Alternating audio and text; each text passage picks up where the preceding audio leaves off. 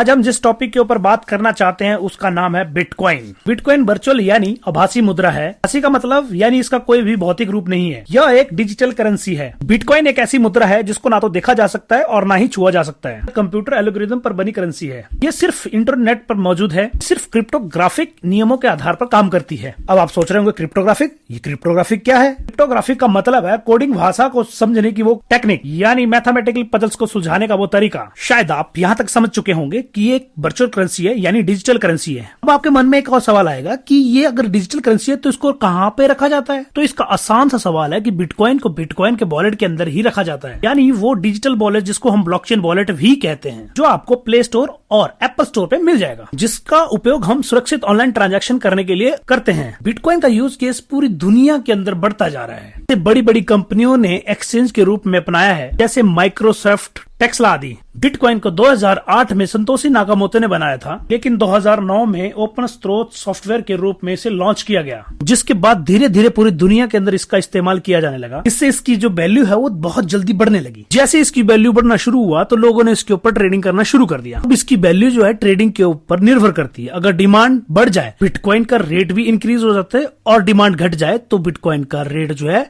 Decrease हो जाता है। बिटकॉइन का सारा खेल डिमांड और सप्लाई के ऊपर निर्भर करता है।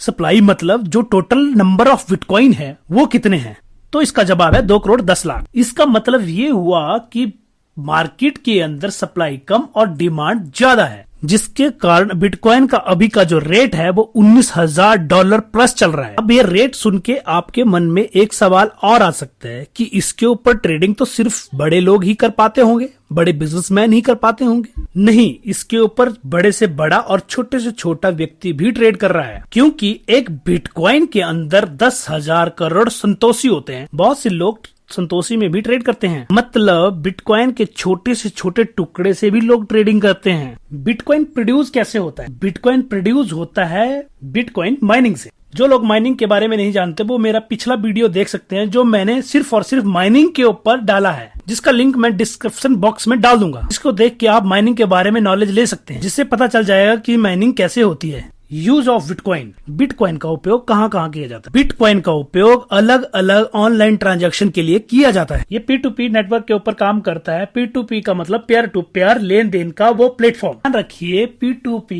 ट्रांजैक्शन के लिए कोई भी कागजी कार्रवाई करने की जरूरत नहीं होती। सारे लोग अपना पैसा बाहर भेजने के लिए और बाहर का पैसा इंडिया में लाने के लिए इसका इस्तेमाल करते हैं। इसकी ट्रांजैक्शन फीस बैंक की अपेक्षा बहुत कम होती है। कुछ लोग ट्रेडिंग करके भी इससे अच्छा पैसा कमाते हैं। Bitcoin trading. Bitcoin digital wallet के अंदर सेव होता है। इसकी जो वैल्यू है, इसका जो कीमत है वो हर टाइम एक जैसी नहीं रहती। कुछ लोग इसे लो रेट पे खरीदते हैं और हाई रेट पे बेच देते हैं, इससे उनकी अच्छी खासी कमाई हो जाती है। इसको हम बिटकॉइन ट्रेडिंग कहते हैं। ट्रेडिंग से कमाए गए बिटकॉइन को हम बेचकर इंडियन रुपीज में भी कन्वर्ट कर सकते हैं। जो इंडियन रुपीज है वो हमारे खाते में सीधा ट्रांसफर हो जाता है।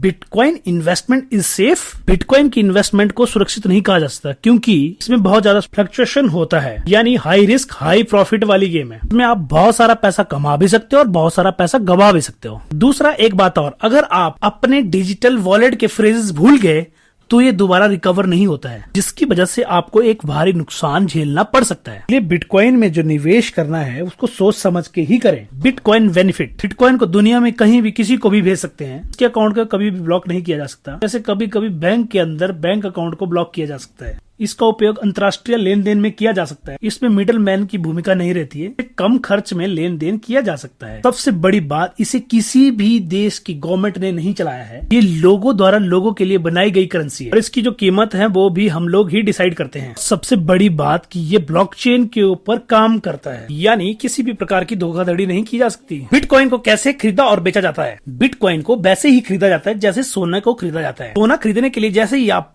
किसी शॉप के ऊपर जाते हैं तो वहां पे आप इंडियन रुपीज को देते हैं और वहां से सोना लेके घर वापस आ जाते हैं। वैसे ही बिटकॉइन को खरीदने के लिए आपको किसी एक्सचेंज के ऊपर जाना पड़ता है और वहां से आपको आसानी से बिटकॉइन मिल जाते हैं। एक्सचेंज का मतलब क्रिप्टो करेंसी एक्सचेंज, जहां पे बहुत सारी करेंसीज सेल्स के लिए और ट्रेडिंग के लिए लगी होती हैं, जैसे बाइनेंस, बजीरेक्स, जेपे आदि। इस तरह की बहुत सारी एक्सचेंज होती है जहां पे इसका लेन देन होता है।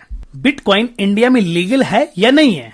तो जवाब है जी हाँ, बिटकॉइन इंडिया में लीगल है। भारत सरकार ने इसी साल यानी अप्रैल 2022 के बाद जितनी भी ट्रेडिंग से प्रॉफिट होगा उस प्रॉफिट में से गवर्नमेंट को 30% टैक्स देना होगा। अगर आपने ट्रेडिंग में 100 रुपए का बेनिफिट उठाया तो उसमें से 30 रुपए गवर्नमेंट को जाएंगे। मेरी हमेशा एक कोशिश रहेगी कि बिटकॉइन और अदर करेंसी की जानकारी आपको इस चैनल के माध्यम से देता रहूं। इसी प्रकार की और जानकारी के लिए आपको वीडियो लाइक और शेयर और साथ ही साथ सब्सक्राइब करना नहीं भूलना होगा।